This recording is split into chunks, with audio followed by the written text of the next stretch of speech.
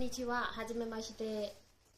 いろいろお世話になります。私はイピウェンと申します。本日自己紹介をさせていただき誠にありがとうございます。私は2013年にマンダレシ高校を卒業して2019年、2018年にマンダレシヤナボン大学に英語兼語学で学士取得です。それで2019年から2025年まで国会議事堂でバス移動管理の仕事を5年間勤務しました。それで2025年に仕事を辞めて日本語を勉強力を入れました。2025年5月19日に日本語能力 JFDA 試験を合格しました。オンライン勉強があります。日本の自動車整備に興味が深くなりました理由は私が管理する国会へ外国人来日の顧客の乗るバスは高級な車両なので修理に部営や整備が大変なこともあることを私自身でも学びながら専用店を選び上司に報告となりましたことからです。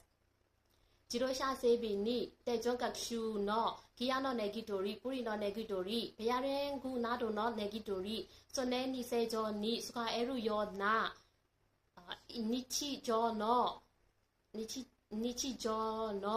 メンテナンス作業を実施することや安全作業を学びました。今現在もシンガポール交流国立校が技術専門学校で電気組み立て分野の講座に受講しています。日本の自動車整備仕事にも目の前のお客様のニーズを理解する感受性が求められると思います。最適な提案できる